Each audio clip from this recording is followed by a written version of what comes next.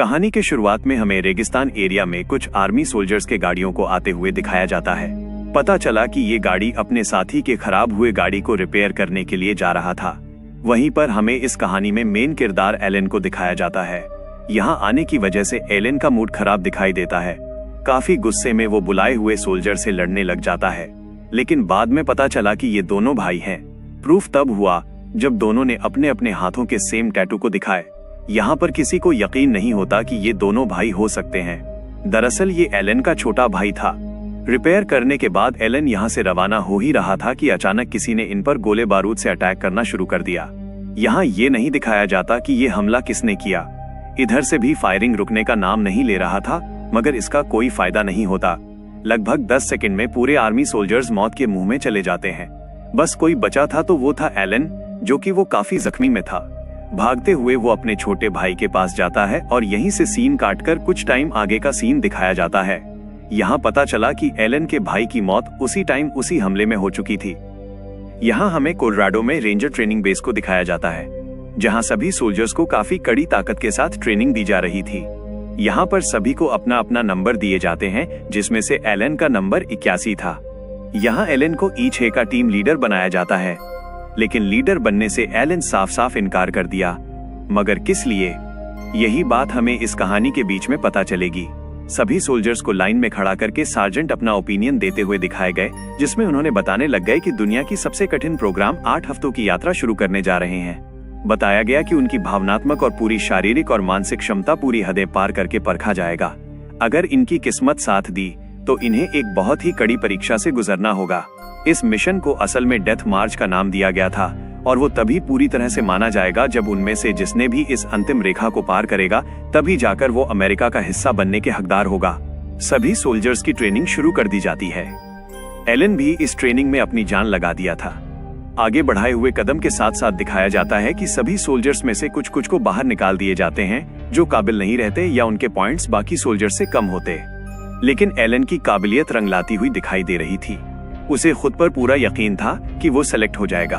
जब वो इसी तरह के ट्रेनिंग में था, तब पता चला कि वो पहले कॉम्बैट इंजीनियर था, यानी स्पार्टन्स को सपोर्ट कर रहा था। इसी तरह से उनकी ट्रेनिंग आगे की तरफ बढ़ती चली गई। एक दिन पानी वाले मिशन में जब इनका ट्रेनिंग हो रहा था, उस दिन सभी फेल तो हो गए, लेकिन एलन अपने भाई को लेकर इतना डिप्रेस्ड हो चुका था कि वो हार मानने में से नहीं था। वो लगातार पानी में अपना सांस रोके हुए इस मिशन को अंजाम देने की कोशिश करता रहा, लेकिन उसी दौरान उसकी दम घुटने लग गई और वो मौत के करीब आ गया। सभी मिलकर उसे बाहर निकाले। जहां पर सार्जेंट ने उसकी ऐसी हरकत को जब देखा तो उन्हें अंदाजा हो चुका था कि ये अपनी हद पार कर रहा है, जबकि उसे देखकर ऐसा लग भी रहा था कि वो अपने भाई के गम में गुस्से से इतना भर गया था कि वो जो चाहे वो करने को तैयार था।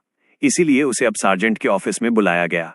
यहाँ एलन को पता चला कि दोनों सार्जेंट ने फैसला लिया है कि एलन को इसी वक्त इस मिशन से निकाला जा रहा है, लेकिन इस फैसले से एलन बिल्कुल भी सहमत नहीं था। उनके ऐसे फैसले से एलन गुस्सा हो गया और बिना पेपर साइन किए वहां से चला गया। अगर उसने पेपर पर साइन कर दिया होता तो उसे इस मिशन से बाहर निकाल दिया गया होता। वहीं न्यूज में दिखाया गया कि स्पेस में एक बहुत ही बड़ा एस्ट्रॉइड काफी तेजी से पृथ्वी की तरफ बढ़ रहा है और ये खतरा पल पल करीब आता जा रहा है। दिखाया गया कि उसी दौरान उस एस्ट्रॉइड के कई हिस्से टूटकर अलग होते जा रहे हैं। इस चीज को लेकर साइंटिस्ट ज्यादा ध्यान भी नहीं दे रहे थे, क्योंकि उन्हें लग रहा था कि इसी तरह के ऐसे एस्ट्रॉइड बहुत से हैं जो स्पेस में घूम रहे हैं। ग्राउंड में दिखाया गया कि फाइनली 15 सोल्जर्स को चूज कर लिया गया था, और यही सोल्जर्स हैं जो आगे के मिशन पे जाने वाले हैं। यहाँ एलन की आंखों में खुशी के आंसू साफ साफ दिखाई दे रहे थे। अगले सीन में सार्जेंट उन सिलेक्टेड हुए 15 सोल्जर्स को मिशन के बारे में बता रहे थे।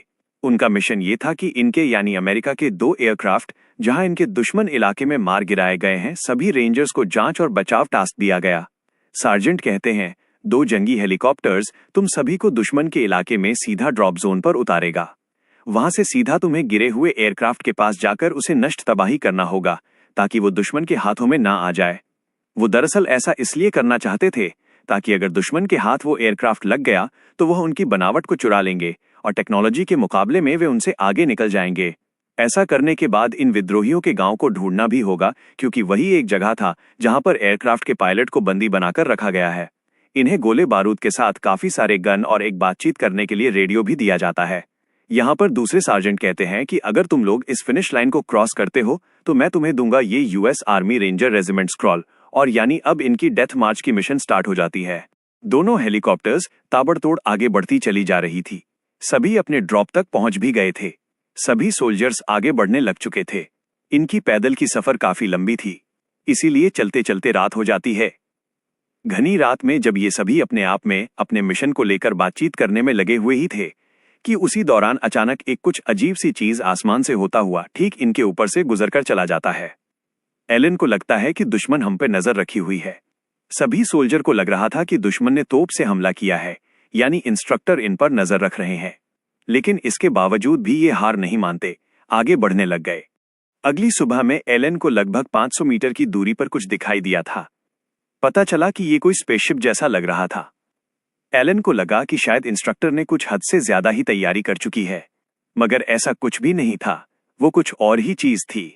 सभी अपना प्लान बना ही रहे होते हैं कि तभी उनकी कंपास काम करना बंद कर देता है। देखा जाए तो इनका कंपास ने अपना आपा ही खो दिया था। और जब इनका एक सोल्जर बेस तक कांटेक्ट करने की कोशिश कर रहा था तो अचानक उनकी रेडियो में कुछ अजीबो गरीब तरह के क्रिएचर जैसे आवाजें आने लग गए थे। लेकिन यहां पर भी इनका मिशन रुकने वालों में से नहीं था।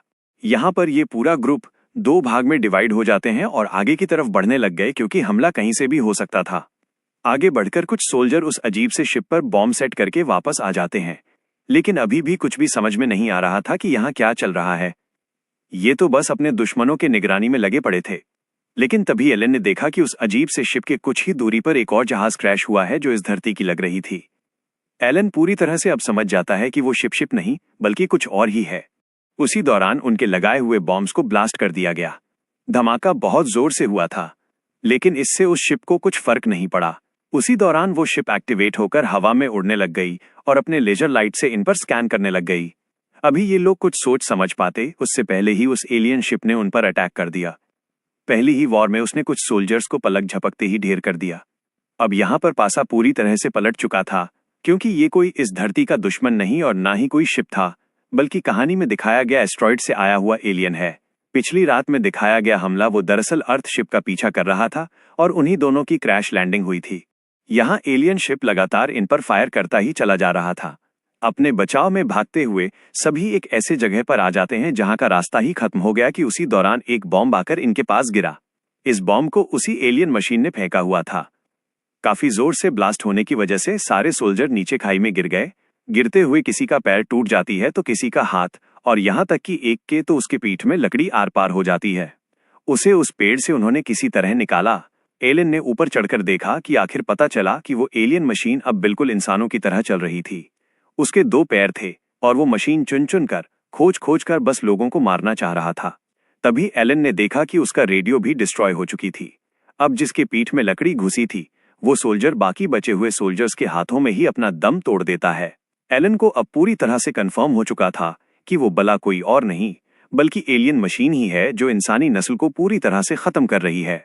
अब पता नहीं ऐसा भी कुछ था कि नहीं या फिर कुछ और ही था, वो हमें आगे बढ़ते हुए पता चल जाएगी। यहाँ से सभी अब रस्सियों के जरिए नीचे उतरने लग गए।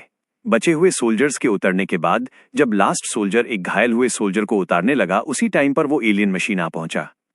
एक ही झटके में उसका काम तमाम कर देता है। यहाँ पर इनके बचने का मौका किसी भी तरह का दिखाई नहीं देता। एलियन मशीन इन पर लगातार फायरिंग करता रहा। यहीं तक नहीं था, वो मशीन एक्टिवेट होकर अपने अंदर से काफी सारे गोलियों की बारिश कर देता है। यहाँ पर भी इनकी किस्मत बद से बदतर हो चुकी थी। यहाँ इस हमले में भी कुछ सोल्जर्स मारे जाते हैं। भागते हुए किसी तरह इन लोगों ने काफी दूर तक चले आए हुए थे। उन सारे सोल्जर्स में से सिर्फ कुछ ही सोल्जर्स बचे हुए थे और सभी मारे गए। अब जाहिर सी बात है कि इनके ऊपर जिस तरह से हमला हुआ था, यानी वो एलियन मशीन जिस तरह से हमला कर रहा था, इनका बच पाना नामुमकिन के बराबर था। घायल हुए आदमी इतनी बुरी तरह से उसकी हालत हो चुकी थी कि वो वहीं पर बेहोश हो जाता है। एक सोल्जर कहने लगा, ये सब रूसियों या चीनियों ने किया होगा। यहाँ पर अभी भी इन्हें लग रहा था कि ऐसा हमला इसी अर्थ के लोग होंगे जो ऐसा कर रहे हैं, जबकि ऐसा कुछ नहीं था, क्योंकि उसे एलन ने जो अपनी आंखों से देखी है उस पर यकीन कर पाना नामुमकिन है। आगे बढ़ने के लिए अब इस बड़ी सी झील को पार करके ही जाना था, क्योंकि अपने बेस तक पहुंचने के लिए और कोई रास्ता बचा ही नहीं था, और अगर पीछे की तरफ गए तो एलियन मशीन इनका कीमा बना देगा। सबसे दिक्कत वाली बात यह थी कि इनका एक सोल्जर बेहोशी की हालत में था, इसीलिए सभी अब एक रस्सी के सहारे आगे बढ़ने लग जाते हैं। लेकिन वही सोल्जर बीच रास्ते में फंस जाता है क्योंकि रस्सी को बीच से बांधा गया था। उसी दौरान वो एलियन मशीन इन्हें ढूंढता हुआ इनके पास आ पहुंचा। अपने लेजर लाइट से स्कैन करके उनमें से एक सोल्जर को वहीं पर मार देता है और बाकी अपनी जान बचाने के लिए पानी में कूद जाते हैं। पानी में उतर के एलियन मशीन एलेन और उसके बाकी साथी को मारने की कोशिश करने लगा था। उसी दौरान एलेन ने देखा कि बेहोश हुआ सोल्जर लहरों में बहता हुआ झरने की तरफ बढ़ने लगा था। उस एलियन मशीन से बचने के लिए जब इनके पास कोई रास्ता नहीं दिखता तो उसी झरने से नीचे कूद जाते हैं, जिससे फिलहाल के लिए इनकी जान तो बच गई थी। अब जिस गांव के लिए इन लोगों ने मिशन शुरू की थी, वहां आकर इन्होंने देखा कि गांव का काफी बुरा हाल हो चुका था। यह घटना इनके ऊपर अटैक होने से पहले हुई थी। यहाँ के लोगों को काफी ब्रूटल तरीके से मारा गया था। इन्हें लग रहा था कि वो सभी इन्हें छोड़कर भाग गए, लेकिन लेडी सोल्जर कहती है कि नहीं, वो हमें छोड़कर नहीं गए।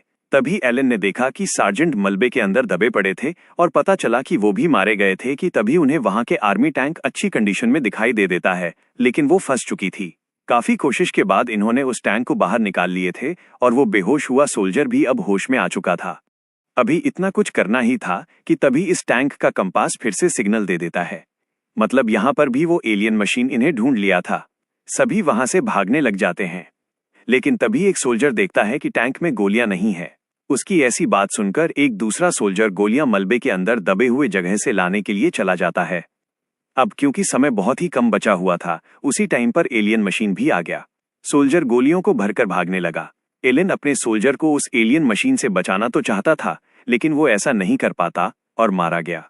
गोलियों के चक्कर में उसने अपने जान की कुर्बानी दे दी। एलियन मशीन अपने पैरों के बीच उस टैंक को कुचलकर उसका कीमा बना देता। उससे पहले ही ये सभी आगे बढ़ जाते हैं। अब यहाँ पूरी कहानी पूरी तरह से दिल दहलाकर रख देने वाला था।